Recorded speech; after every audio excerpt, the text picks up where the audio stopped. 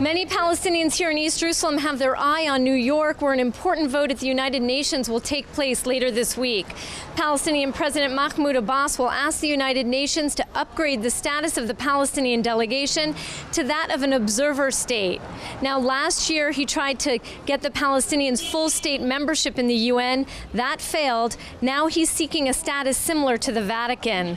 Abbas insists that the move will help the Palestinians achieve a just peace, namely an independent Palestinian state with East Jerusalem as its capital. But Israel and the United States strongly disagree.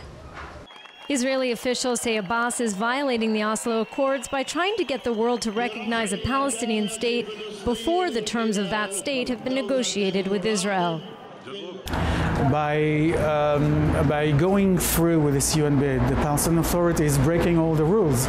We had an agreement, we have a framework, a legal framework for our relationship, and now they're, tearing it to pieces. The Obama administration also views Abbas's maneuver at the UN as undermining a peace process the U.S. has invested in for decades. During her recent visit to the region, Secretary of State Hillary Clinton made a last-ditch effort to convince Abbas to call off the UN bid. She reportedly warned that U.S. aid could be pulled. But Abbas did not back down. He knows he has enough votes in the 193-member UN General Assembly to approve his upgrade request, and the U.S. can't do anything to stop it.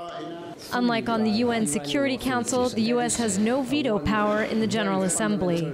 Palestinian leaders justify the UN bid by saying they've grown weary of a peace process that yields few results. The current round of talks stalled over 2 years ago over the thorny issue of building in the Jewish settlements. But many argue Abbas's largely symbolic UN move will not lead to progress on the ground between Israel and the Palestinians.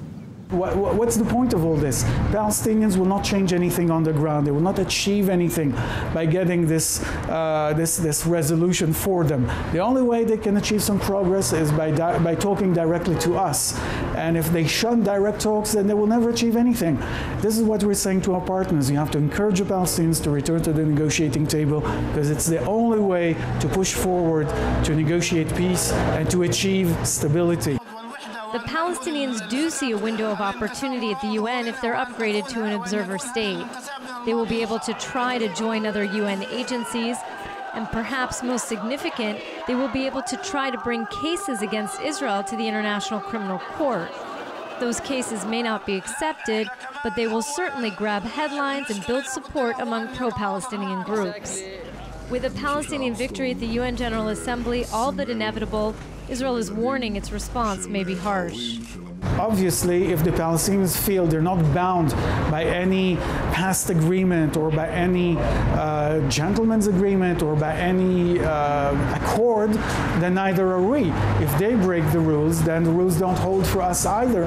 And then we will take whatever measures we feel are necessary to maintain and preserve our security. Those measures vary from scrapping the Oslo Accords altogether to stopping the transfer of tax money to the PA, which would likely cause Abbas's government to collapse. The U.S. is trying to dissuade Israel from taking any drastic steps against the Palestinian Authority. It's likely officials in Jerusalem will wait and see what the Palestinians do next with their new UN status. Jordana Miller, JN1, Jerusalem.